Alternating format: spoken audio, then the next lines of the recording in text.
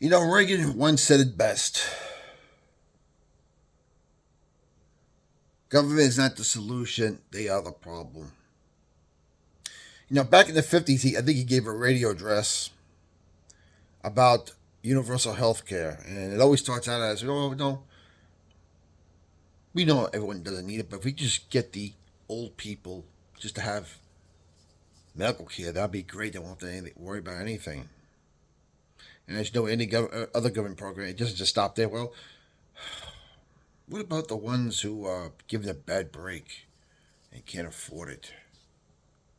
Maybe got a bad injury. Maybe we could give it them too. Then it became, what about the minorities? What about the illegals? And next thing you know, it went from being this big to an out of control monster. And it's been like that with every government program. But the same thing can be said about the Baal worshipping known as abortion. When it came out of abortion, it was, oh, but if just a group of cells, you just doing the first trimester is no big loss. And of course, the first trimester wasn't good enough, so they had to go to the second trimester.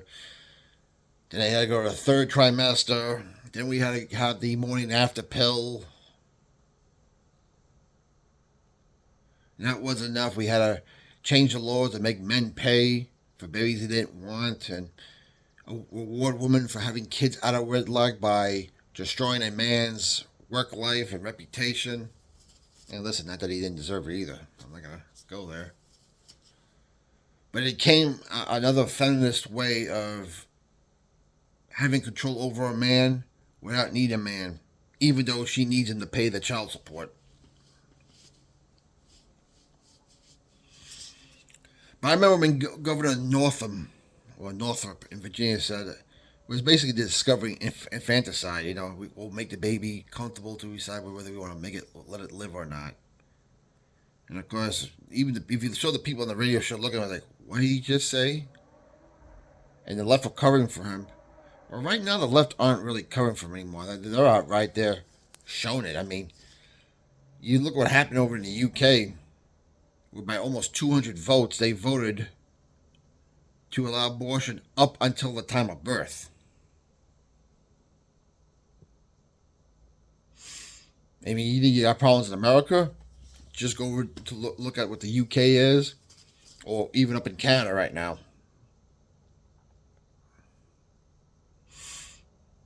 But I'm telling you, folks, it's not going to stop there. They're going to go for infanticide after that. I mean, heck, they're going after the old people. How many? Right now, assisted suicide seems to be up and coming more and more. Will they get rid of the old, undesirable people who are what they call the useless eaters to allow the elites in this country and the world, the Rothschilds, the Rockefellers, go on and on. But there's going to be people with disabilities. Maybe mentally retarded, maybe autistic, I don't know. Or better yet, maybe you've been destroyed because they lied to you that you transitioning from a girl to a boy or a boy to a girl was the right way to go. And now you realize you're still not happy. You realize the big mistake. You realize you can't go back. You realize, yes, you're pretty much almost a eunuch.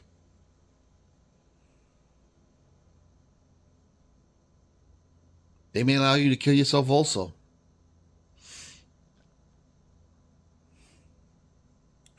It's a worldwide holocaust that has been inching and inching as the decades go by. Because it won't stop either with the disabled and the elderly, as you saw with the Holocaust in Germany.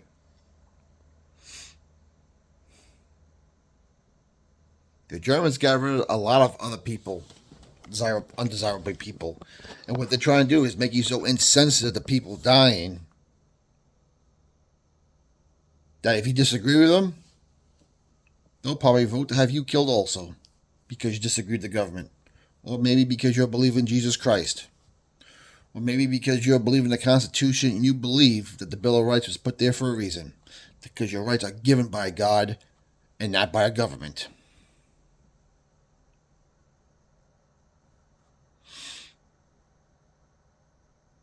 As I said, feminism has did something that communism, socialism, Nazism, the gas chamber, slavery, Jim Crow laws couldn't do, and that's destroy the family. Destroy men, destroy women, destroy kids, destroy families, destroy life. Feminism, with the help of abortion, strikes again.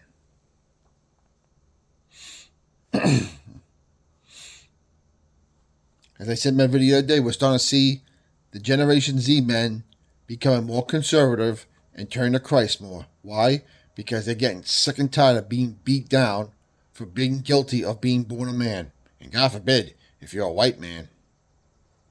Or God forbid, you're a Christ-fearing man of any race who likes to own guns. You are the enemy. And I'm starting to think it had to be done this way. Since men are the leaders of the homes.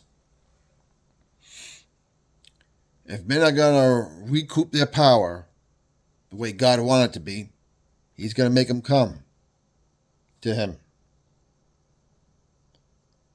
If that's the case, leave the females in the dust. Let them be lonely. Let them realize what they've done. And let them follow you to Christ. For the right reasons. Because we all seen a problem where you got a lot of older women who are coming to Christ for the purpose of looking for a husband. And then they revert to their old ways. Because just because you come to Christ does not mean you've given up feminism.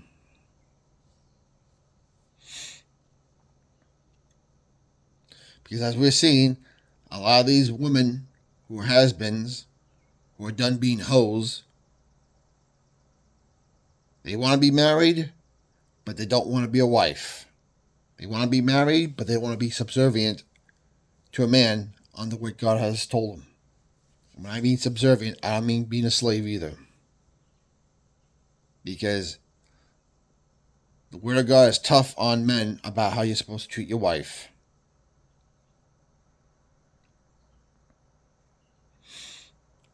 But I'm sorry, but the left has become too fascinated with death.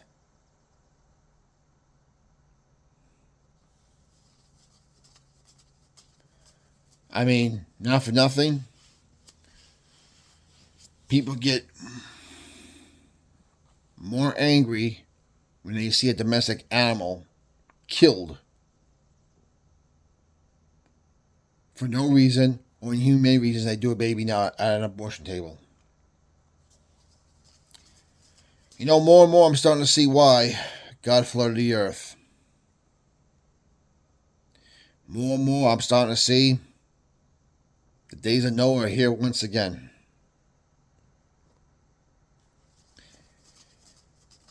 There is hope, though. We do have Jesus Christ. And I believe we're going to have another worldwide Jesus Christ movement. As the Lord talks about before He comes back. Another run. People coming back to Christ. Your comments down below. What's your opinion like to know? Keep the country in prayer. We'll talk to you later.